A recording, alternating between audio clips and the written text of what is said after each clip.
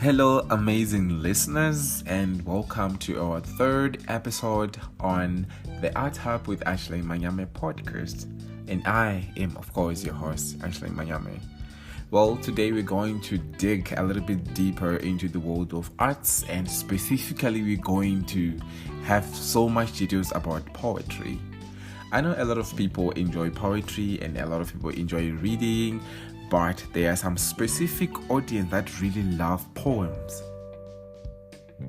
Yes, speaking of poems, people love poetry because it's just so brief and goes straight to the point, and most of the time it triggers the emotions of an audience. So, most people tend to love poetry more than anything else. We got all the likes of Shakespeare, those renowned and amazing wordsmiths that we know, but in the world of today, we've got a lot of aspiring authors, a lot of aspiring poets who got the talent to convey their messages through poetry. And they find it way too easy to connect with the audience due to their message within their poems. So, to cut it short, poetry is almost like it's actually my favorite subject, where I understand that when you're connecting yourself with your audience, there's more use of emotions, where your message gets direct contact with the heart and emotions of the audiences.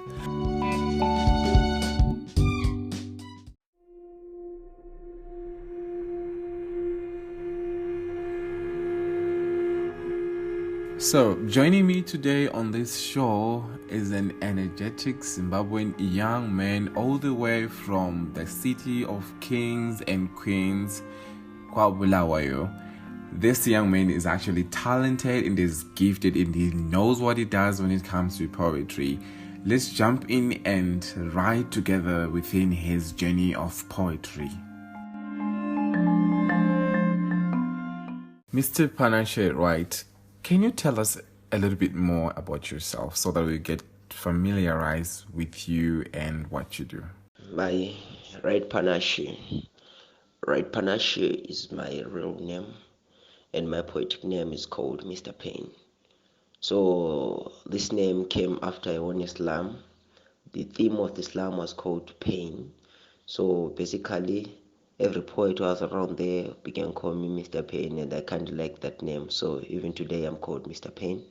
And Red Panashe Moyo is my real name. As a boy aged 24, grew up around the streets of Bulawayo. These are the streets that raised me. And Mr. Pain is a poet within me. Thank you.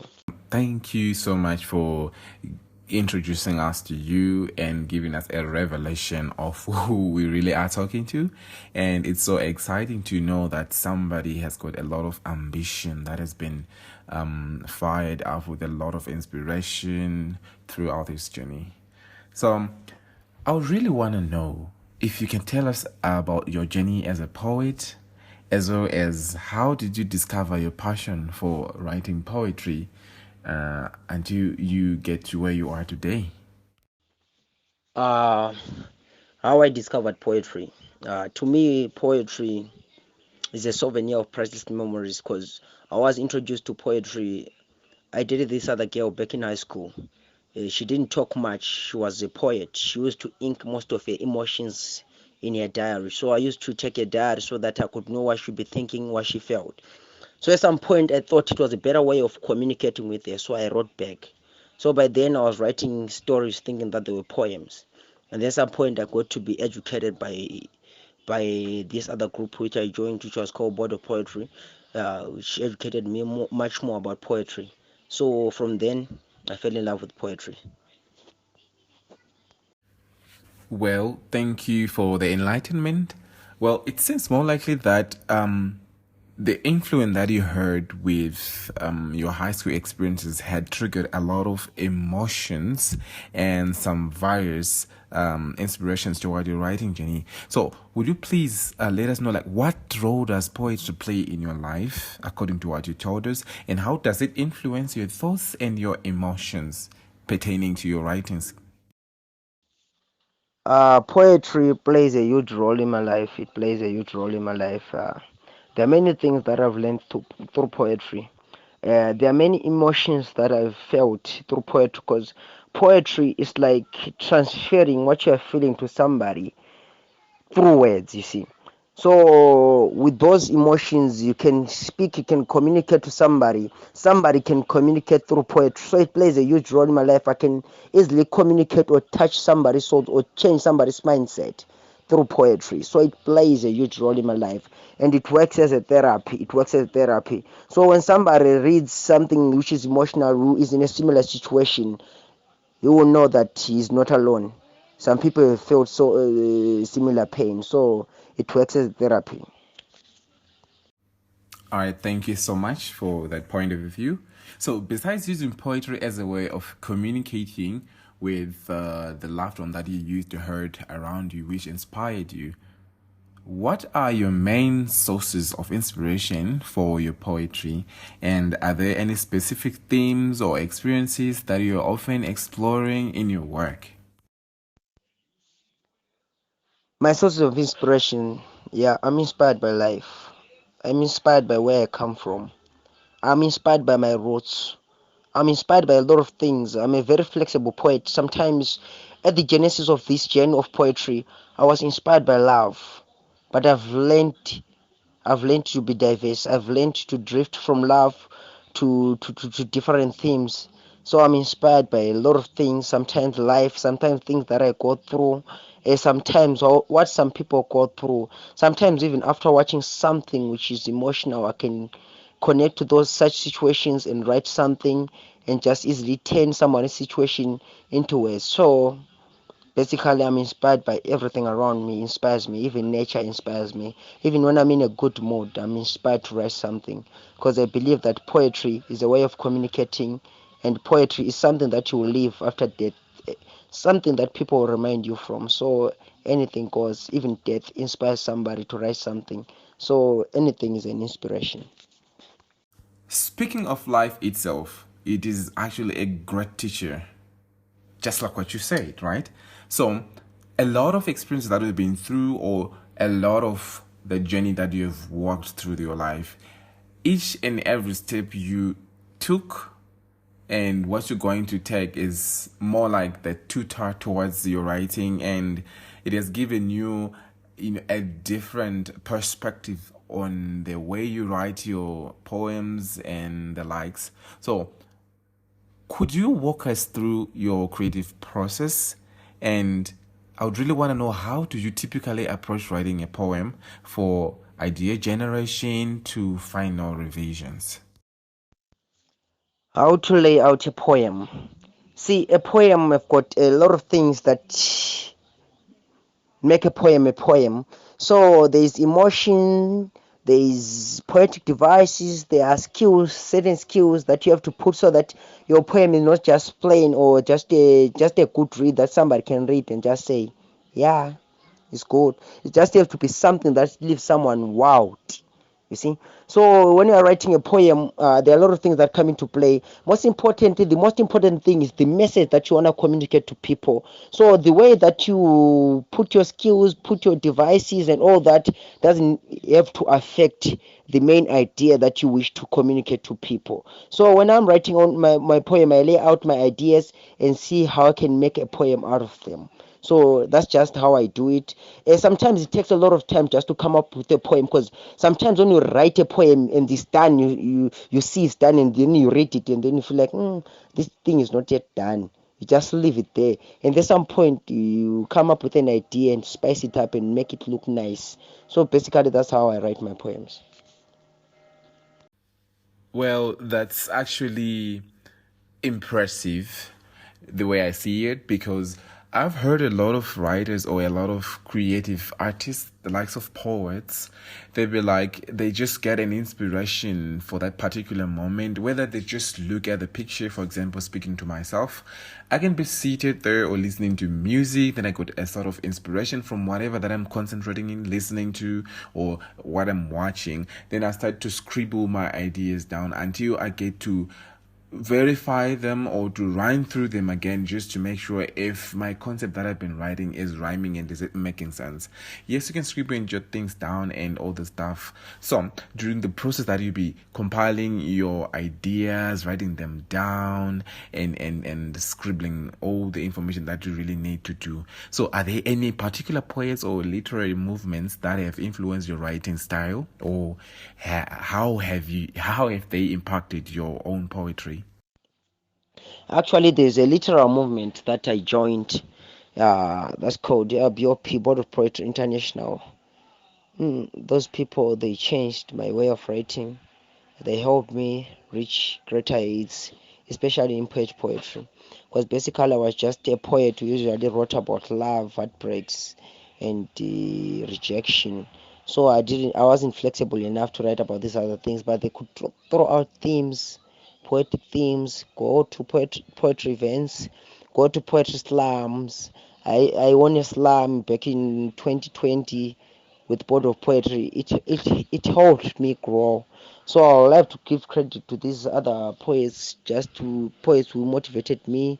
There's Robert Mugore, there's Definite Thompson, there is Angels, there's Mark, there's Ruth Rutendo, Black Rose, Ruthless Inch. There are a lot of poets that helped me grow. So those people are the most people played a huge role in my life, or in my poetry life. Well. That is really amazing, and I am so very proud of you and the work that you have been doing all along. With the help of those guys, just give a shout out.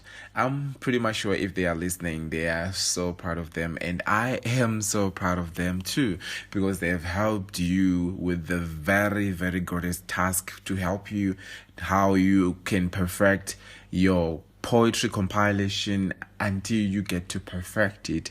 And I really want to know something, and you gotta be very, very, very, very open with us, because the audience out there, they really want to know how did you do it, and they are very curious right now to know how best did you get to manage all those kind of stuff.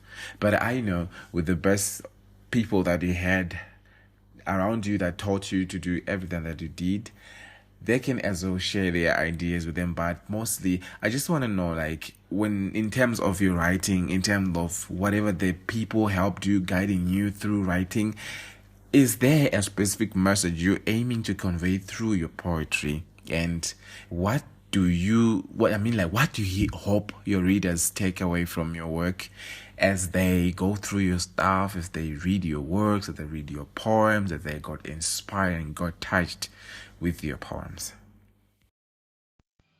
Actually, I don't have a specific message to convey. I'm a flexible poet. So wherever there is needed of art to help people change their perspective towards something, I'm always there as a poet. I can help out. So in nowadays, what I've drifted into mostly is just trying to touch people's life through poetry, like preaching through poetry.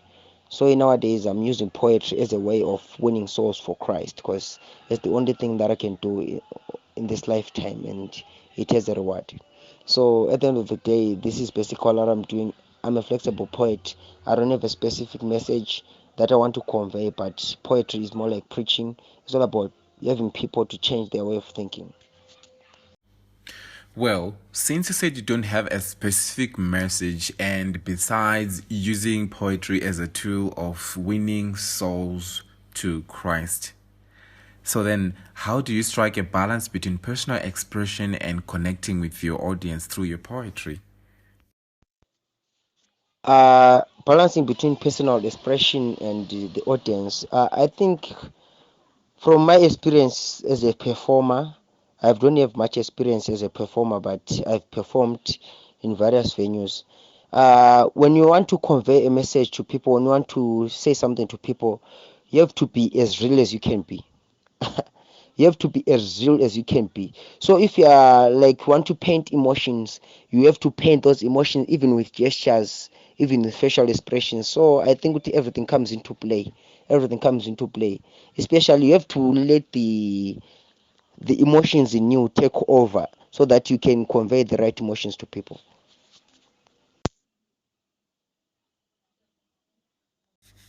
Well, so speaking of being real, as well as the issue of facial expression is as concerned when you delivering your poetry or whatever message that you're delivering through poetry to your audience. Could you share with us a memorable experience related to your journey as a poet? And is there something that has left a lasting impact on you or your work through the journey of expressing and sharing your message to the audience? Something that left an everlasting impact in my poetry journey is when I broke up with this girl who had introduced me to poetry. I stopped writing poetry, and when I picked up the pen at some point to write, I usually wrote about rejection, how love has. A lot of poems of mine were about rejection, taunting love, and all that. So by then I could not see the brighter picture in it. So at some point when I grew up poetically, when I grew up mentally, I saw that as a in a positive way. So it was just like a push to me. It pushed me to be diverse. It pushed me to write about, to be flexible. It pushed me to be a better someone. So I take that with positivity, and it helped me to become somebody, especially in the poetry industry. Thank you. That must have been a tough situation you've been into. And I understand because I don't know. I come across recently when I was going through managing my WhatsApp group with my arts group. So somebody noticed that only poets understand real life and only poets do not tolerate an uncommitted relationship. So at the end of the day, they prefer to isolate themselves from love just because they are scared of getting hurt and getting heartbreak. Thereby you find out that a lot of them, some of them, they write about rejection and heartbreaks. Whereas we have to convey a general message to be diverse, just like you did. And I'm so proud that you figured a way that helped you to understand that when you're writing, it's not all about rejection, but there are various and different kinds of approach when you convey your messages to the audience out there. So I really want to understand if there's any kind of rituals or habits you follow to nurture your creativity as a poet. Like people out there, they really want to know that you as a poet, how do you nurture yourself to writing, and are there any resources that you use to tackle the ideas and generate your content until you compile them as a finished project? So they really want to know if there are any habits that you do or that you follow to nurture your creativity as a poet. Rituals or habits due to nature poetry. I read a lot of poetry. I read a lot of poetry. I'm in many poetic platforms so that I can read, listen to spoken words, and see how others are doing. Get exposed to poetry, get exposed to other writers, and embrace motivational criticism. When you're criticized, let it work as a positive, take it positively so that it can help you grow. So what I do is share my art, and people basically say what they feel. If it wasn't that good, I know that I went wrong at some point, and some it's not like you're always right at some point. You have to learn from your mistakes. So when you make a mistake, learn from it. So the habit that I do, I believe that there's always a space for improvement. So if there's always a space for improvement, try harder to improve to be better each and every single day. Accepting to learn and to get corrected is actually more like a dominant perspective in learning or in nurturing yourself as a habit to make sure that your work is becoming perfect. Which is really great and which is really amazing. And I'm pretty much sure each and every one of the writers out there, one of the poets out there, really needs to entangle this idea and always make sure that they work with it, they make use of it to their own benefit. Because if you expose yourself to more writers, if you expose yourself more to those people in art, especially other authors, other aspiring writers, other senior writers as well, even the masterpiece ones, it is actually useful because they help you to give you the guideline. They show you the right way, the right path in nurturing your writing. And it is so I would really encourage poets out there to make use of this so that everybody has to accept the fact that we are not always correct and we are not always right. There are some people who can bring in ideas that can build us and becoming more polished writers. So I would say we should learn to accept that we're not always right and we learn to be corrected. Let's share our writings out there for the world to see what we write, and let them comment and give reviews so that we may know where we made wrong, where we made right, and it gives us that spirit of making more and more. We get so motivated to make things right. So I just want to know, as we are almost going to the end of this show, how do you handle like your writer's block or those periods of creative drought? And are there any strategies or techniques that you use to overcome these challenges? Because I know, as much as the fact of writing is concerned, we got those moments that we got affected by writing block, or what we normally call the periods of creative drought. Specifically myself, I think I spent over 1.5 years without writing anything. I was just circulating my content already, polishing it, editing it, creating even more details. But I was stuck in a moment of the writer's block, or that creative drought. So, as for you, how do you handle that period, and are there any strategies and techniques that you use to overcome these challenges? Sometimes when you're less inspired, or when sometimes there's poetic drought, and there are themes that are being thrown each and every single day, and then you have to write about. In how I handle it, I always see each situation with positivity. So with that positivity in me, I've realized that a lot of poems, or a lot of my good poems, I have written under pressure. So if you're under pressure at some point, you write something which is beautiful subconsciously. So I love pressure, I love challenges a lot. So I know that it's either you fail or you learn. So at the end of the day, when you fail, you learn from it, pick up the broken pieces, and then move forward. That's basically how I handle challenges and pressure. Thank you.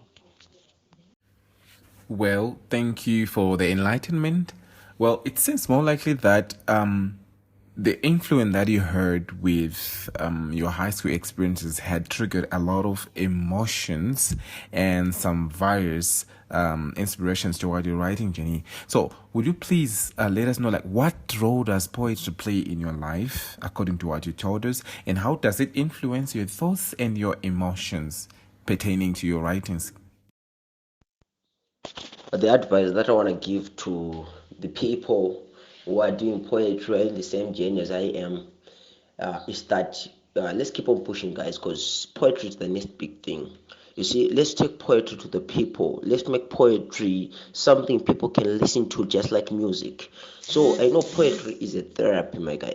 Poetry is a therapy. Poetry is a therapy. So let's just provide these people therapy sessions all around the world. So that's basically what I can say to other poets out there, and those who are upcoming, who are still trying to find their way into poetry.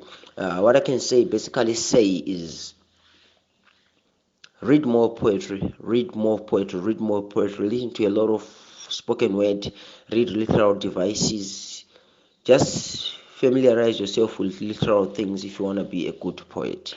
So basically, that's the advice that I can give to the other poets out there. Thank you. Thank you so much, Mr. Panashe Wright, or should I say, Mr. Payne.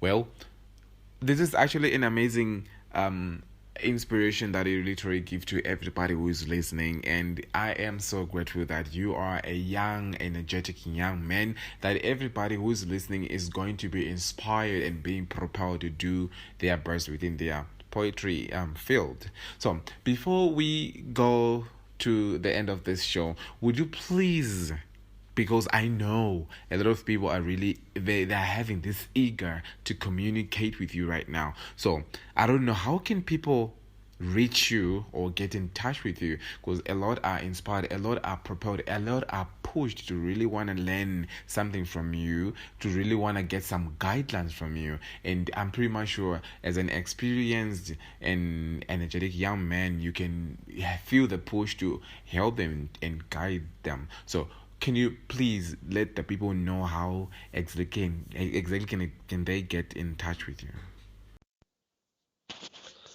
To those who want to get in touch with me, you can get in touch with me on Facebook on Wright Panashe, or even on Instagram, Wright Panashe, and read some of my page poetry there.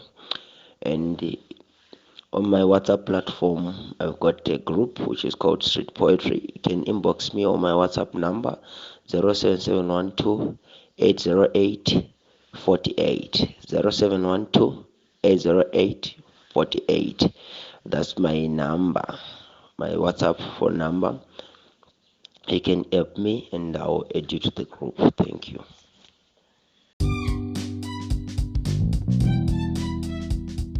Thank you so much, Mr. Panashe Wright, for this opportunity that I had with you on this show. I'm pretty much sure people out there have got something that they noted down and jotted down in their journals, and they have learned something. And I'm so grateful that we heard this show. And to those who were listening, please don't forget to follow Mr. Panashe Wright on Facebook, Instagram, and on their Facebook pages at Wright Panashe, as well as don't hesitate to contact him on his WhatsApp number, that is 07712 808 48.